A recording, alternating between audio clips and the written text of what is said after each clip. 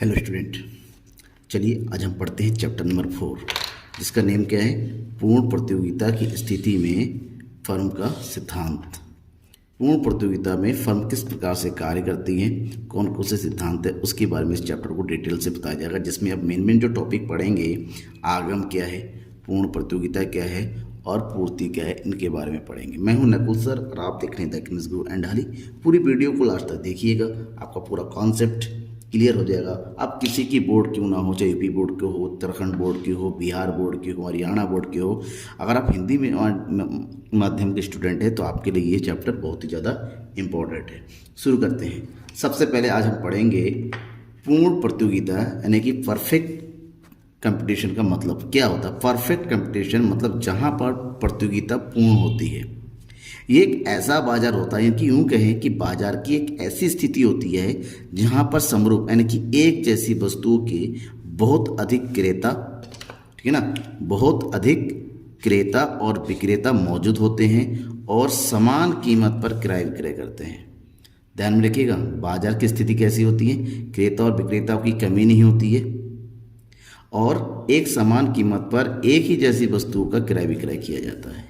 इसी को प्रोफेसर लेफ्टविच ने, ठीक है ना, एक्सप्लेन किया था कि पूर्ण प्रतियोगिता वह बाजार की स्थिति है जिसमें बहुत सी फर्में एक समान वस्तुएं बेचती हैं। इनमें से किसी भी फर्म की यह स्थिति नहीं होती कि बाजार की कीमत को प्रभावित कर सके। मतलब जो जितनी भी फर्में हैं, सारी फर्में बाजार के द्वारा जो निर्धारित कीमत है उसी को स्वीकार करती हैं। एक विक्रेता या फिर एक क्रेता, यूँ कहें उपभोक्ता और विक्रेता के कारण बाजार की कीमतें प्रभावित नहीं होती। आप आओगे, आपको बाजार की कीमतों को मानना ही होगा। अब नेक्स्ट हम पढ़ देते हैं इस बाजार की प्रमुख विशेषताओं के बारे में, जो एग्जाम में अक्सर पूछा जाता है कि पूर्ण प्रतियोगिता बाजार से आप क्या समझते हैं, इस बाजार की प्रमुख विशेषताओं को बताइए। तो हम इसकी विशेषताओं को पढ़ेंगे। सबसे पहली विशेषता है कि इस बाजार में क्रेता और विक्रेताओं की संख्या अधिक होती है, बहुत अधिक होती है। इस बाजार में, पूरे बाजार में एक जैसी वस्तुएं यानी कि समरूप वस्तुएं की बिक्री होती है। उसका रूप, रंग, प्रकार सब एक जैसा होता है और सबके पास जितनी विक्रेता, सबके पास उस वस्तु की कीमत भी कैसी होगी, समान होगी। जो भी क्रेता है, जो भी विक्रेता है, उस क्रेता और विक्रेताओं की बाजार का संपूर्ण ज्ञान होता है कि कीमत क्या है, किस प्रकार की वस्तु है, क्या चल रहा है, सबका पूरा का पूरा ब्यौरा उनके पास होता है। साथ ही साथ इस बाजार में फर्मों का बहिर्गमन और प्रवेश, यानी कि कोई भी फर्म चाहे तो बाजार छोड़ के जा सकता है और बाजार में प्रवेश कर सकता है। पूरी तरीके से स्वतंत्रता मिलती है सब। और लास्ट है सबसे इम्पोर्टेंट, यह एक अवास्तविक अवधारणा है। वास्तव में ये काल्पनिक बाजार होता है, ऐसी स्थिति मौजूद नहीं है। अब हम आते हैं अपने मेन टॉपिक में, आगम, रेवेन्यू। क्या होता है आगम, क्या होता है रेवेन्यू। तो हम ये समझ रहे हैं कि आगम क्या है। हम एक विक्रेता किसी वस्तु की जितनी भी मात्रा बिक्री करता है, उस बिक्री से प्राप्त जो आय होती है, उस आय को हम क्या कहते हैं, आगम कहते हैं। ठीक है ना।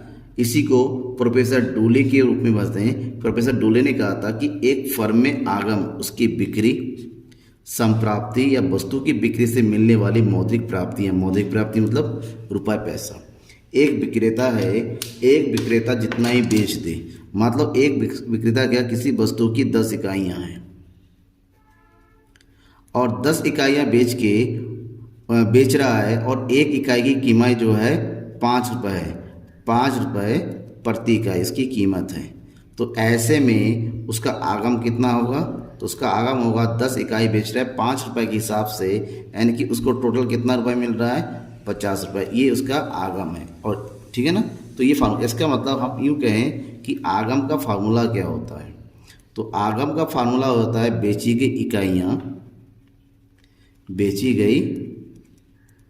इकाइयाँ मल्टीप्लाई बाई प्रति इकाई कीमत, एक इकाई की क्या कीमत है। अब हम पढ़ेंगे आगम की धारणाओं के बारे में। आगम की कौन कौन सी धारणा है। आगम की जो अवधारणाएं हैं, यह इसको अवधारणा भी कह सकते हैं। इसकी 3 अवधारणाएं प्रमुख, कुल आगम, औसत आगम और सीमांत आगम। कुल आगम को इंग्लिश में बोलते हैं टोटल रेवेन्यू, शॉर्टकट में बोलते हैं टोटल का टी और रेवेन्यू को आर। औसत आगम एवरेज रेवेन्यू, सीमांत आगम मार्जिनल रेवेन्यू यानी कि M R, A R, T R. अब इनको थोड़ा सा विस्तार से पढ़ेंगे, इनकी डिटेल से पढ़ेंगे और चलिए डिटेल से समझते हैं। सबसे पहले हम पढ़ते हैं कुल आय कुल आगम। किसी एक विक्रेता के पास वस्तु की जितनी भी इकाइयाँ होती हैं, जब वो वस्तु की सभी इकाइयों की बिक्री करता है तो सभी इकाइयों की बिक्री से उसको जो प्राप्त आय होती है उसे हम कुल आगम कहते हैं। इसका फार्मूला यूँ निकल के आता है कि कुल आगम बराबर प्रति इकाई कीमत मल्टीप्लाई बाई बेची गई इकाइयाँ। जब फार्मूला शॉर्टकट बनता है T R equal to P multiply by Q. अभी मैंने फार्मूला बताया था, एक मान लो एक विक्रेता ने किसी वस्तु की 10 इकाइयाँ बेची और एक इकाई की कीमत है 10 रुपये, तो इसका टी आर कितना हो जाएगा 20 गुणा 10 यानी कि 200 रुपये। दूसरा औसत आगम या औसत आय भी कहते हैं इसको, ए आर। कुल आय को बेची गई इकाइयों से भाग देने से प्राप्त राशि। विक्रेता को सभी इकाइयों को बेचने से जो मिलता है उसको उस बेची गई इकाइयों से भाग करने के बाद जो मिलता है उसे औसत आगम कहते हैं। फार्मूला बनता है औसत आय बराबर कुल आय भागा कुल बिक्री की मात्रा। फॉर शॉर्टकट में बोलते हैं A R equal to T R divided by Q. क्योंकि इकाइयों की बिक्री की मात्रा से बिक्री की कुल आगम को डिवाइड किया जाता है, तो ऐसे में औसत आगम प्रति इकाई कीमत के बराबर होती है, इसीलिए औसत आगम को प्रति इकाई कीमत भी कहा जाता है। ध्यान रखना है आपको कि प्रति इकाई कीमत ही वास्तव में औसत आगम होती है। That means A R equal to price per unit, और प्राइस पर यूनिट ये वस्तु की इकाई है और वस्तु की इकाई जो कीमत होती है एक उपभोक्ता उतने ही बराबर का पैसा चुकाता है जितनी वस्तु की कीमत है, इसलिए औसत आगम रेखा को मांग रेखा भी कहा जाता है। ठीक है ना। नेक्स्ट टर्म सीमांत आगम या सीमांत आय दैट इज एम आर।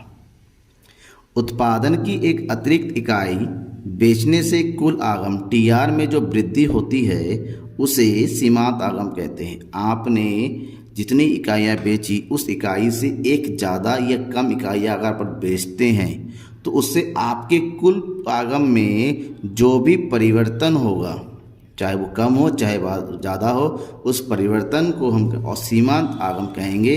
इसका फार्मूला होता है सीमांत आगम इक्वल टू कुल आगम में परिवर्तन भागा बेची गई मात्रा में परिवर्तन, और इसको शॉर्टकट में हम इस फार्मूले के रूप में शो कर सकते हैं, यानी कि M R equal to delta T R divided by delta Q, या फिर शॉर्टकट में दूसरा फार्मूला बनता है T R N upon T R N minus 1। अब इसको एक छोटे से एग्जाम्पल के साथ बताते हैं। मान लीजिए एक एग्जाम्पल में बेची गई मात्रा है और टोटल रेवेन्यू की कुल आगम है, तो एम आर कैसे निकालेंगे। जैसा कि मैंने बताया T R N minus T R N 1 जो इकाइयों का एम आर निकाल रहे उससे पहले उससे ठीक पहले वाले कुल आगम को माइनस करना है। 40 के ऊपर कोई भी नई इकाई नहीं है तो ऐसे एम आर पहले क्वांटिटी पर उतना ही होता है जितना टी आर होता है, उसके बाद से आपस में घटाते चलिए। 80 से 40, 120 से 80, 160 से 120, तो ये इसका मतलब एम आर 40 हो गया यहाँ पर। ठीक है ना। अब नेक्स्ट सीमांत आगम और औसत आगम के बीच में क्या संबंध होता है, और सीमांत आगम औसत आगम के बीच में अगर आपको संबंध देखना है तो अलग अलग बाजार में अलग अलग प्रकार से समझना पड़ेगा। सबसे पहले हम समझते हैं संबंध को पूर्ण प्रतियोगिता बाजार में। पूर्ण प्रतियोगिता बाजार में क्या संबंध होता है। पूर्ण प्रतियोगिता बाजार में ए आर और एम आर यानी कि औसत आगम और सीमांत आगम दोनों बराबर होते हैं। ठीक है ना। क्यों? क्योंकि वस्तु की प्रति इकाई कीमत यहाँ पर समान रहती है। फॉर एग्जाम्पल क्वांटिटी है और ये प्राइस है, टी आर निकालेंगे तो कितना होगा 10 T R equal to price multiply by quantity, that means 10 1 जा 10, 10 2 जा 20, 10 3 जा 30, 40 एंड 50। ए आर निकालिए। ये पूर्ण प्रतियोगिता की स्थिति है जहाँ पर कीमत समान रहती है। मैंने अभी बताया था पूर्ण प्रतियोगिता की स्थिति में वस्तु की कीमत समान रहती है। ऐसे ए आर निकालेंगे। ए आर इक्वल टू क्या होता है, अभी पढ़ा आपने, ए आर इक्वल टू होता है T R divided by Q. T R को क्यू से डिवाइड करेंगे तो 10 को 1 से डिवाइड करेंगे 10, 20 को 2 से डिवाइड करेंगे 10, 30 को 3 से डिवाइड करेंगे 10, 40 को 4 से डिवाइड करेंगे 10, 50 को 5 से डिवाइड करेंगे 10। मज़ा आ रहा होगा आपको पढ़ते हुए, है ना। तो मज़े के साथ पढ़ना है आपको, तो कॉन्सेप्ट समझ में आएगा। तो इसी मज़े में चलिए अब हम MR भी कैलकुलेट कर लेते हैं। और MR कैलकुलेट कैसे करेंगे, ठीक मैंने ऊपर बताया, अगर आपको याद है तो, अगर नींद नहीं आ रही है आपको और पढ़ने का इंटरेस्ट है तो आपको पता होगा, अभी मैंने फार्मूला बताया था MR इक्वल टू होता है TRN माइनस TRN-1, तो उसी फार्मूले को यहाँ पर फिट कर दीजिए। TR 10 है, ऊपर कुछ नहीं है तो 10, 20 में से 10 को माइनस कर देंगे 10, 30 में से 20 को माइनस कर देंगे 10, 40 में से 30 को माइनस कर देंगे 10, और 50 में से 40 को माइनस करना है 10, 10 टन हो गया सब, ठीक है ना। यानी कि ए और MR दोनों ही इस बाजार में समान है, तो ऐसे में जो वक्र बनेगा हमारा इस स्थिति में बनेगा, और इसको बोलेंगे हम AR इक्वल टू MR, ठीक है ना। पूर्ण प्रतियोगिता की स्थिति में दोनों ही समान होते हैं। अब नेक्स्ट, अपूर्ण प्रतियोगिता में A और MR, अगर जहाँ पर पूर्ण प्रतियोगिता, अपूर्ण प्रतियोगिता की स्थिति कौन सी होती है, एकाधिकारी प्रतियोगिता है या फिर एकाधिकार प्रतियोगिता, एकाधिकार है, तो इस स्थिति में क्या होता है, तो ध्यान में ये रखना है कि अपूर्ण प्रतियोगिता की स्थिति में बाजार में हमेशा किसी भी वस्तु का निकटतम स्थापन होता है, यानी कि एक ही तरह की अलग अलग वस्तुएं, खाली रंग डिज़ाइन अलग अलग होता है, अलग अलग ब्रांड होता है। ऐसे में हर विक्रेता चाहता है कि वो अधिक से अधिक इकाई बेचे, और अधिक से अधिक इकाई बेचने के लिए उसको अपनी कीमत घटानी पड़ती है। इस तरीके से इस बाजार में अगर कीमत घटेगी तो AR और MR दोनों में भी ही कमी होती है, लेकिन ध्यान में ये रखना कि MR की जो कमी होती है वो AR से ज़्यादा होती है, इसलिए यहाँ पर हमेशा MR AR से कम होता है इस बाजार में, ठीक है ना। एग्जाम्पल में देखते हैं, चलिए एग्जाम्पल देखें कि क्वांटिटी है और प्राइस है, तो हमें सबसे पहले TR निकालना है, MR, ठीक है ना। तो TR का फार्मूला बताता प्राइस मल्टीप्लाई बाय क्वांटिटी, तो 16 एकम 16, 14 दूनी 28, 12 तिया 36, 10 चौके 40, 8 पंजे 40, 6 चंग 36 और 7 चौके 28। MR निकालना है, और MR का फार्मूला TR को आपस में घटा तो निकालेंगे। पहले यूनिट में MR बराबर, दूसरे में 28 में से 16 घटा देंगे तो बचेगा कितना 12, 36 में से 28 घटाएंगे बचेगा कितना 8, 40 में से 36 घटाएंगे कितना बचेगा 4, 40 में से 40 घटाएंगे कितना बचेगा 0, कुछ नहीं बचेगा भाई। 36 में से 40 घटाएंगे ये हो गया माइनस का 4, 28 में से 36 घटाएंगे तो ये बचेगा आपका माइनस का 8 है, ठीक है ना। पहले पे प्लस का हो गया, फिर 0, फिर हो गया माइनस में। अब निकालेंगे AR का फॉर्मूला क्या होता है, TR डिवाइडेड बाई Q, और ये रहा TAR, ये रहा Q, डिवाइड कर दो। 16 को 1 से भाग करेंगे तो 16, 28 को 2 से भाग करेंगे तो ये आएगा 14, 36 को 3 से भाग करेंगे तो आएगा 12, 40 को 4 से भाग करेंगे आएगा 10, 40 को 5 से भाग करेंगे तो बचेगा 8, 36 को 6 से भाग करेंगे तो आएगा 6, 28 को 7 से भाग करेंगे तो 4। तो यहाँ पर एक चीज़ देखिए, प्राइस पर यूनिट और AR दोनों बराबर है, इसलिए मैंने यहाँ पर बताया था कि प्राइस पर यूनिट और AR दोनों एक ही चीज़ होता है, ठीक है ना। ऐसे में आपने क्या देखा यहाँ पर टेबल से, इस टेबल में आपने देखा कि MR पहले प्लस में है, फिर 0 हो रहा है, फिर माइनस में आ रहा है, ठीक है ना। तो इस स्थिति में अगर इसको हम ग्राफिकल रूप में रिप्रेजेंट करें तो कैसे होगा, देखिए सबसे पहले AR का 16, 14, 12, 10, पहले यूनिट पे 16, फिर हो गया 14, फिर हो गया 12, फिर हो गया 10, फिर हो गया 8, फिर हो गया 6, फिर हो गया 4, मिला दीजिए। ये जो बना ये है आपका AR। अब हम बनाएंगे MR। 16 से शुरू हो रहा है 16, फिर हो रहा है आपका 12, फिर हो रहा है आपका 8, 3 पे 8, फिर है आपका 4, फिर है 0, फिर है -4 और फिर है माइनस का 8, यानी कि ये, तो ये हो गया MR, ठीक है ना। तो इस स्थिति में अपूर्ण प्रतियोगिता की स्थिति में MR माइनस में होता है। इस प्रकार से हम कह सकते हैं कि बिक्री की इकाइयाँ बढ़ने से MR कम होता जाता है, जिस कारण AR भी घटता चला जाता है। दूसरा, MR AR से तीव्र गति से घटता है, इसलिए यहाँ पर जो है MR AR से क्या होता है, कम रहता है, ठीक है ना। ये इसके बीच में हम देख सकते हैं। अब थोड़ा सा आगे बढ़ते हैं और पढ़ते पढ़ते लाभ के बारे में पढ़ेंगे। लाभ यानी कि प्रॉफिट, क्या होता है लाभ। लाभ यानी कि प्रॉफिट। अब सबको पता है लाभ की वैल्यू, हर कोई काम करता है तो यहाँ पर लाभ कर देता है। तो लाभ होता है कि लाभ वास्तव में एक साहसी यानी कि विक्रेता को कह सकते हैं, फर्म वाले को कह सकते हैं, बिजनेस चलाने वाला जो होता है, एक साहसी का पुरस्कार है जो जोखिम के प्रतिफल स्वरूप प्राप्त होता है। हर कोई बिजनेस करता है, रिस्क होता है, जो रिस्क उठाता है उसे साहसी कहते हैं, और रिस्क के बदले में उसको जो प्राप्त होता है उसी को उसको लाभ कहते हैं। यानी कि आगम और लागत, जितना उसने लगाया उसके बदले में उसको जो मिला, इन दोनों के बीच का जो अंतर होता है लाभ कहते हैं। और ये अंतर तभी आएगा जब आगम ज़्यादा होगा, लागत कम होगा। दैट मीन्स लाभ बराबर आगम बटे लागत। समझ में आ गया होगा कि लाभ क्या होता है, आगम और लागत का अंतर। Professor JK. मेहता ने कहा था, त्याग, जोखिम, अनिश्चितता वहन करने का पुरस्कार ही लाभ कहलाता है। जो व्यक्ति इन तीनों चीज़ों को वहन करेगा उसके बदले में उसको जो प्राप्त होगा उसी को लाभ कहेंगे। तो हम बात करेंगे लाभ की विशेषताएं। सबसे पहला लाभ एक अनिश्चित अवशिष्ट है, मतलब भूमि को किराया देने के बाद, श्रम को पारिश्रमिक देने के बाद, पूंजी का ब्याज देने के बाद जो कुछ भी बचता है लास्ट में वो अवशेष ही लाभ होता है। नेक्स्ट, जोखिम का प्रतिफल। लाभ हमेशा रिस्क लेने के बाद प्राप्त होता है। आपने जो पैसा लगाया क्योंकि रिस्क लिया, उस रिस्क के बदले में जो प्रतिफल मिलता है उसे वो लाभ कहेंगे।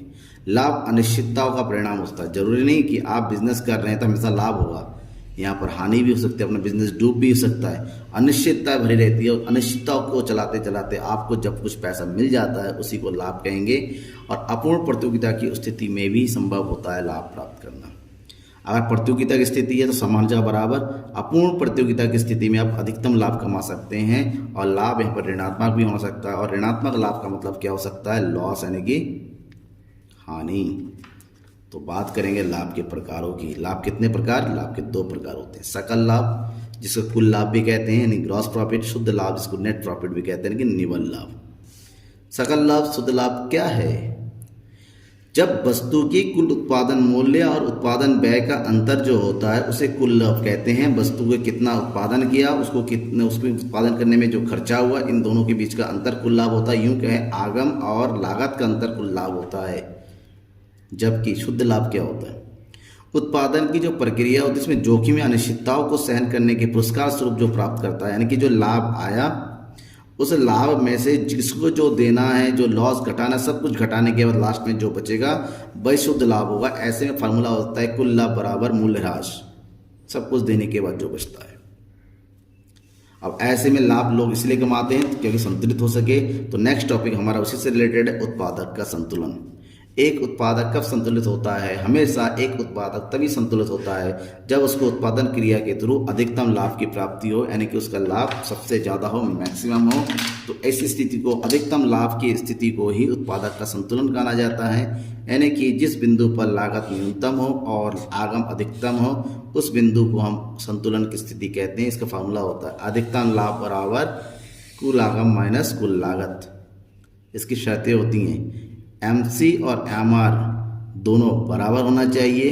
दूसरी शर्त, बराबर होने के बाद MC बढ़ता हुआ होना चाहिए, वो घटता हुआ नहीं होना चाहिए। अब बात करते हैं इस चैप्टर का दूसरा सबसे इम्पॉर्टेंट टॉपिक, पूर्ति सप्लाई, जिसके बारे में एग्जाम में बहुत ज़्यादा पूछा जाता है, खाली बोर्ड एग्जाम में नहीं, कंपटीशन में भी। चलिए पढ़ते हैं। पूर्ति क्या है, वास्तव में पूर्ति किसी वस्तु की वह मात्रा है जो एक बाजार में एक निश्चित समय पर विभिन्न कीमतों पर बिकने के लिए प्रस्तुत की जाती है। विक्रेता हो, उत्पादक हो, कोई भी हो, बाजार में जो कीमतें प्रचलित है उस प्रचलित कीमतों पर यानी कि चलती हुई कीमत पर वो जितनी वस्तु की मात्रा बेचने को तैयार रहता है उस वस्तु की मात्रा को हम पूर्ति कहते हैं। और अब बात करते हैं पूर्ति अनुसूची की। अगर वस्तु की विभिन्न संभव कीमतों पर बिक्री के लिए जो प्रस्तुत की जाने वाली मात्रा हो, उस मात्रा को जिस तालिका में प्रस्तुत किया जाता है, जिस तालिका के द्वारा दर्शाया जाता है, उसे पूर्ति अनुसूची कहते हैं। और पूर्ति अनुसूची को 2 प्रकार में बांटा गया है, व्यक्तिगत पूर्ति अनुसूची और बाजार अनुसूची। ठीक है ना। अब व्यक्तिगत पूर्ति अनुसूची क्या है, व्यक्तिगत पूर्ति अनुसूची का मतलब होता है एक फर्म या एक उत्पादक या एक विक्रेता द्वारा किसी वस्तु की विभिन्न संभव कीमतों पर जो भी मात्रा बेचने को दर्शाने वाली तालिका को हम जो है पूर्ति तालिका कहते हैं। व्यक्तिगत पूर्ति तालिका, क्योंकि यहाँ पर केवल और केवल एक ही विक्रेता की पूर्ति को दर्शाया जाता है। जबकि दूसरी ओर हम बात करेंगे बाजार पूर्ति तालिका की, कि बाजार पूर्ति तालिका क्या है। किसी भी बाजार में विशेष वस्तु का उत्पादन करने वाले सभी फर्में, एक नहीं सभी फर्में, सभी उत्पादक या सभी विक्रेताओं के द्वारा जो भी वस्तु की मात्रा बेची जाती है, उस बेची जाने वाली मात्रा को दर्शाने वाली अनुसूची को बाजार पूर्ति तालिका कहते हैं। मान लेते हैं एक बाजार में 3 विक्रेता ABC, तो तीनों के द्वारा टोटल जो भी पूर्ति किया बाजार में 10, 20, 34 तीनों का टोटल, उसे हम बाजार पूर्ति कहेंगे। बाजार पूर्ति अनुसूची के बाद हम बात करेंगे पूर्ति वक्र की। जो अनुसूची होती है यानी कि जो तालिका है, तालिका को जब हम ग्राफ के रूप में शो करेंगे, ठीक है ना, यानी कि वक्र के रूप में शो करेंगे, तो उसे पूर्ति वक्र कहते हैं। यानी कि किसी वस्तु की विभिन्न संभव कीमतों पर बिक्री के लिए प्रस्तुत की जाने वाली विभिन्न मात्राओं को दर्शाने वाला वक्र पूर्ति वक्र कहता है। जिस प्रकार से अनुसूची 2 प्रकार की होती है, पर पूर्ति वक्र भी 2 प्रकार का होता है, व्यक्तिगत पूर्ति वक्र और बाजार पूर्ति वक्र। व्यक्तिगत पूर्ति वक्र में एक विक्रेता एक फर्म की व्यक्तिगत अनुसूची को दर्शाया जाता है। जैसे हमने इससे पहले पढ़ा था कि यहाँ पर पूर्ति अनुसूची तो कीमत 2, 4, 6 होने पर मात्रा एक ही व्यक्ति का है। इसको जब इस ग्राफ में शो करेंगे, ठीक है ना, इस ग्राफ में अगर हमने शो कर दिया तो इसको हम बोलेंगे पूर्ति अनुसूची। कीमत कितना है, 2 पर कितना है 4, 4 पर कितना है 8, 6 पर कितना है 16, 8 पर कितना है 20। तो ये जो ग्राफ बनेगा इसको हम बोलेंगे व्यक्तिगत पूर्ति कर्व, सप्लाई कर्व, ठीक है ना। दूसरा है बाजार पूर्ति तालिका। बाजार में उपस्थित सभी विक्रेताओं के द्वारा, एक बाजार में उपस्थित जितनी विक्रेता निश्चित कीमत पर वस्तु की जो भी मात्रा बेचने के लिए वो तैयार रहता है, उस बाजार की पूर्ति को दर्शाने वाले वक्र को हम बाजार पूर्ति वक्र कहते हैं। गलती हो गया ना, गलती हो जाता है, ठीक है ना, कहते हैं ना गलती से मिस्टेक, तो हमारा भी गलती से मिस्टेक हो गया, तो बुरा बात मानिएगा आप लोग कि सर ने गलत कर दिया, होता है। तो बाजार पूर्ति वक्र, बाजार पूर्ति वक्र को अगर हम सही से देखें तो जो भी हमने इससे पहले बनाया था बाजार पूर्ति तालिका को, इसी पूर्ति तालिका जो है हम इस वक्र में शो करेंगे, ठीक है ना। सबसे पहले बाजार पूर्ति कितना है, 10, कीमत 2 है, तो वस्तुओं की मात्रा कितनी है 10 है, ये है इस पॉइंट पर। फिर कितना है, वस्तु की कीमत 4, तो बाजार पूर्ति कितना है 20। 6 पर कितना है 34, 34 यानी कि 30 से थोड़ा सा आगे यहाँ पर। फिर कितना है 44, 40 से थोड़ा सा आगे यहाँ पर। अब इसको हम आगे क्या करते हैं, थोड़ा सा बढ़ाते हैं, तो ये जो ग्राफ बनेगा, ठीक है, सप्लाई, इसको बोलते हैं हम बाजार पूर्ति वक्र बन के तैयार हो गया। बिल्कुल आसान है भाई। नेक्स्ट टॉपिक, पूर्ति फलन, सप्लाई फंक्शन क्या होता है।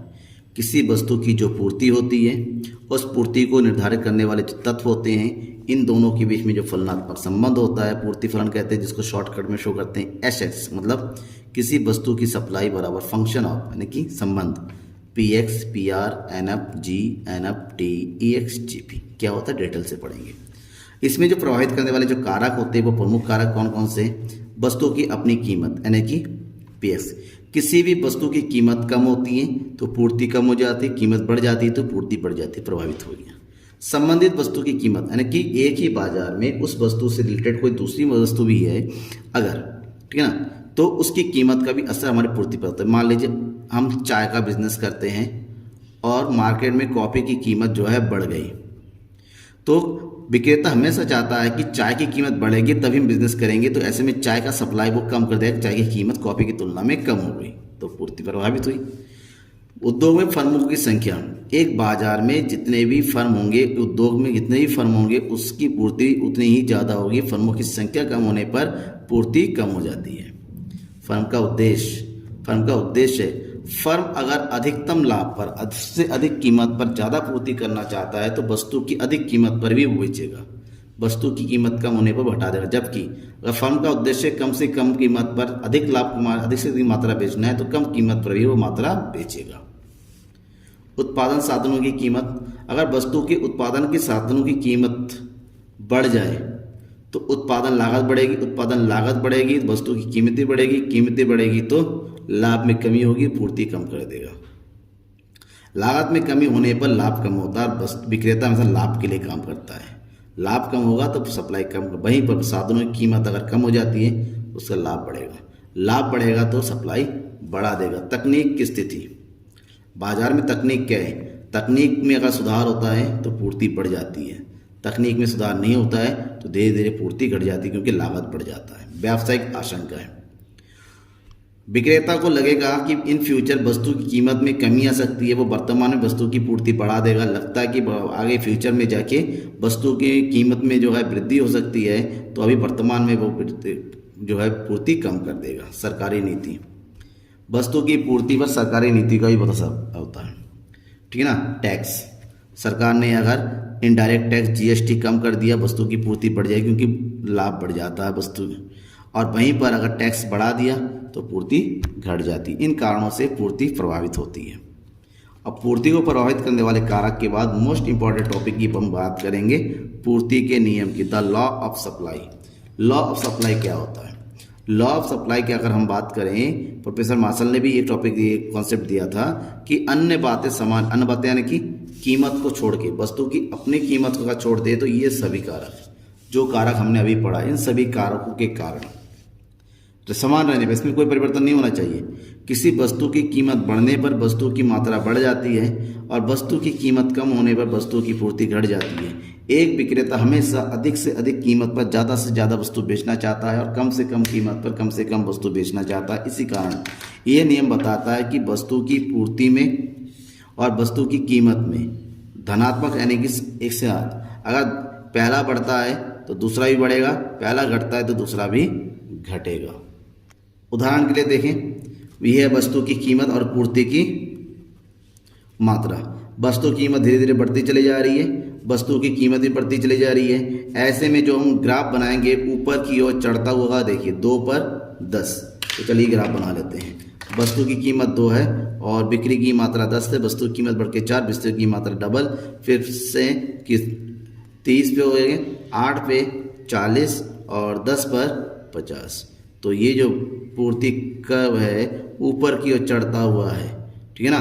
क्यों? क्योंकि दोनों के बीच में कैसा संबंध हो रहा है? यहाँ पर धनात्मक संबंध होता है। अब नियम की कुछ मान्यता भी पढ़ देते। सबसे पहले, संबंधित वस्तु की कीमतों में कोई परिवर्तन नहीं होना चाहिए, परिवर्तन होता है तो पूर्ति वक्त का नियम काम नहीं करेगा। व्यावसायिक आशंकाओं में कोई परिवर्तन नहीं होना, जैसा है वैसा ही होना चाहिए। सरकारी नीति बदलनी नहीं चाहिए। उत्पादन के साधनों में की कीमत में कोई परिवर्तन नहीं होना चाहिए। और सबसे इम्पोर्टेंट, फर्म का जो उद्देश्य है उसमें भी कोई परिवर्तन नहीं होना चाहिए, तब जाके मांग का नियम पूर्ति का नियम काम करता है। Thank you.